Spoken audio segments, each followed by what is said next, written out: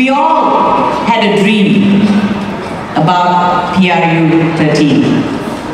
I had a dream about PRU 13. But after the elections, we all woke up to the reality that change is not easy.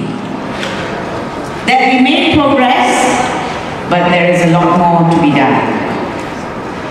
Everyone feels a little tired, a little frustrated. Maybe some of you are giving up hope. The one thing I know is that we can never give up hope. Ever.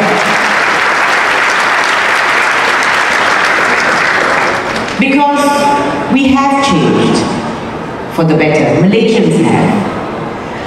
And I think that's where the hope lies. I have concerns about the nation, about the country. After GE 13, when Barisan won 133 seats versus the opposition's 89, one would have thought they would behave like winners. But they're behaving like losers. They're behaving as if they lost. Winners don't say it's all the fault of the Chinese. Winners don't say we need the Sedition Act. Winners don't say we need stronger laws. We need to control the internet. Winners don't talk like that. So what's the problem? What is the problem that we're facing? What we are facing is an awareness in the ruling party that there is a real crisis of confidence in them. It's their own doing. Our institutions leave a lot to be desired. I don't have to go into that. When Komas was raided, the first thought that crossed my mind was, it's business as usual in Malaysia. It seems that way. That may be so with the ruling party. That may be so with the agencies, the government agencies. Why are they so nervous? Why are they afraid of the rakyat? Why are they afraid to hear our voices? Why? You know why? Because we are united. Because we make sense. Because what we are asking for is the right thing to be done. Because everything and all the rakyat wants and has wanted for a long time is for greater transparency, greater accountability, better governance.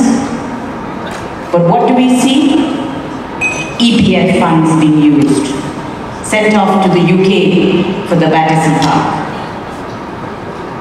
I don't know who's gaining. I don't know whether the rakyat gains. I know some of the rakyat will gain, or a small number of the rakyat will gain.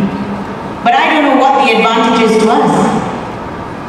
And when I saw the British Prime Minister and the Lord Mayor grinning from ear to ear, I knew that it was a deal that was more advantageous to them.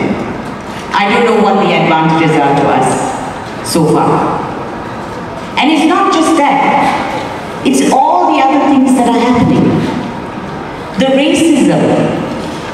This whole thing about Upper Chinamau. What is all that about? People are disgusted. They are alarmed. But the fear is, the more they talk about racism, the more racist they get. Unfortunately, that racism filters down. People will get used to being racist. That's the problem with that. And we need to put a stop to it. It's ridiculous. You can't just laugh it off and say it's just Utusan Malaysia, ignore them. You can't ignore them. Because they have the reach that many of the media, the online media, don't have.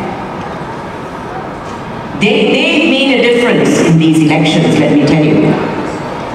The TV channels, TV 1, 2 and 3. That's going to carry on. So these are the things, this is the work that is cut out for us. Komas has been fighting for 20 years. They know, they've been doing their job. They know that communication is vital. Getting information to the people is vital. So if you all thought you could relax after the 13th general elections, I have news for you, you can't. We have to do some work. Us, the people. We need to reach out, not to each other at a dinner table like this. We need to reach out much further. There is work to be done. We need to tell our brothers and sisters in the more rural areas that they don't need to fear us, that they don't need to fear the Chinese or the Indians or the urban Malays. They don't need to listen to just TV 1, 2 and 3. That they should think and they should look at news from around the world. It's happening already. We need to speed the process up. I have friends who have come to me and said that every weekend, one weekend a month or once a week, they are going to take it upon themselves to go out into the kampongs, into the villages, and speak to the people. So to me, we are going to make the difference. Malaysians are going to make the difference. And yes, you may think PRU 13 didn't go the way you wanted. But we have 4 or 5 years to make that change. It's a lesson to us too. It's a lesson to us that we don't know all there is to know about our fellow Malaysians. Putting aside the fraud, discrepancies, the redelineation, the malapportionment, let's put that aside for a minute. There were people who voted a particular way, knowingly, because they wanted to. Maybe it was fear, lack of knowledge, whatever it is, it's a mindset. And we need to encourage them to think differently. Not necessarily to think the way you do, but to think in an informed way. So, as I say, Malaysia is not a huge country. We can do it. We've got 4 or 5 years to do it, and we have to do it. Now, I owe it to you to explain about Bersih 4. Many people have been asking me, because I made the announcement about Bersih 4 yesterday.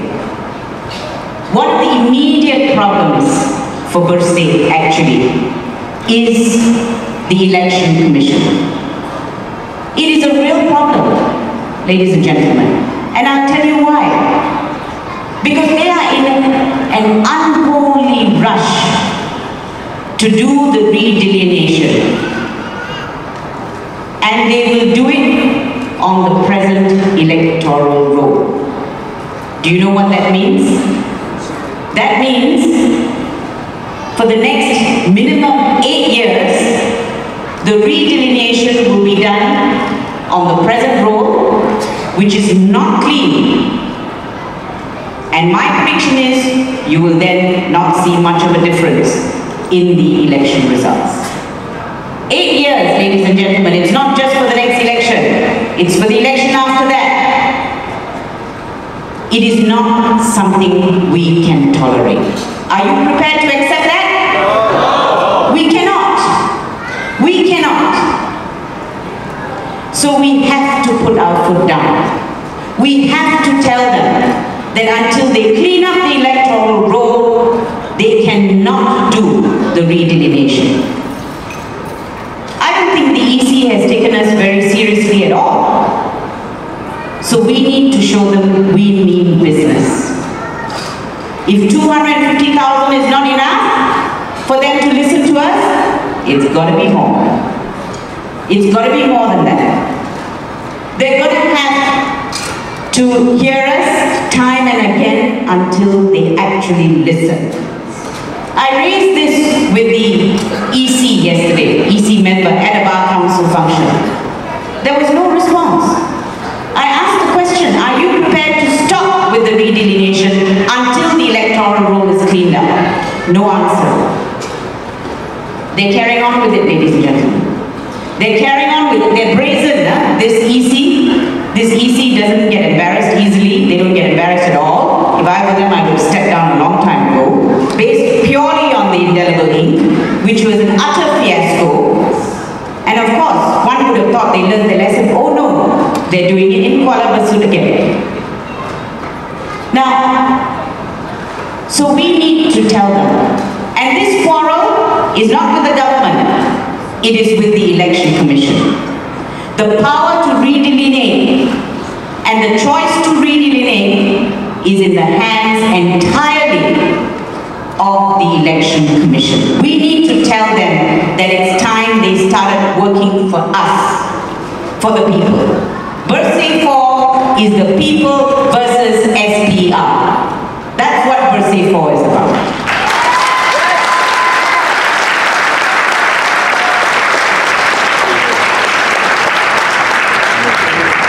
Now we have Section 9A of the Elections Act, which stops the court from looking at the electoral roll. It prevents the court from looking at the electoral roll. That should be repealed. If the Election Commission is not going to clean up, at least let the court scrutinize the roll. It should be one or the other. Now I must tell you a little bit about the People's Tribunal before I stop. Bersih has set up a committee. Gerald is on that committee. Irene Fernandez is on that committee. And we are proceeding with the People's Tribunal. It is happening from the 18th to the 23rd of September. We have a panel. We will announce the names shortly. And they are going to hear all the evidence in relation to the 13th general elections. The point is, we want to look at the whole system. We want to see what went wrong in PRU 13. We want the facts, we want the truth. We deserve the truth. We absolutely deserve the truth about PRU 13. Why do you think everyone is in such a rush to say, accept the results, accept the results? And then I think they're putting it even in the King's, in the response to the King's address. My question is, what do you mean accept the results? The law allows you to challenge the results. What do you mean accept the results? It's against the law for you to say that. For you to put it in your vote of thanks to the King. What are election petitions there for? To challenge the results. So what does this mean, accept the results, when the law allows you to challenge it? You've seen the performance of our ministers so far. Well, you be the judge. You be the judge. Some of them don't know the law. They don't know the issues. They don't bother finding out what the issues are. That's what's happening at the moment. Not satisfactory at all. But that's where the opposition has to do their work. They've got their work cut out for them as well. And there are, of course, people in the opposition who talk utter rubbish as well. Recently on the issue, yes, the women's, I think women's groups came out and spoke very strongly about that. So, sorry guys, but I think it's up to us. Ultimately, it's up to the people. It's good when we have good MPs in Parliament. That's what we want. We want good MPs. We want multi-party democracy. And if you want it by the 14th general elections, it can happen. It can happen. but it can only happen if we make it happen. Are we ready? Yes. Are you tired? No. When you're tired, think of Pa Samansai. 82 years old, and he hasn't stopped fighting, okay? What about us? Come on. So when I'm asked the question, you may be physically tired, but you cannot be tired in spirit. When I'm asked the question, is Bersih, what's Bersih doing? Are you still fighting? I said, my response is, we haven't stopped fighting for 1 single minute for free and fair elections, and we will not stop. So, are you ready for Bersih 4? Ladies and gentlemen, you are what makes it all worthwhile. Thank you very much, and good luck.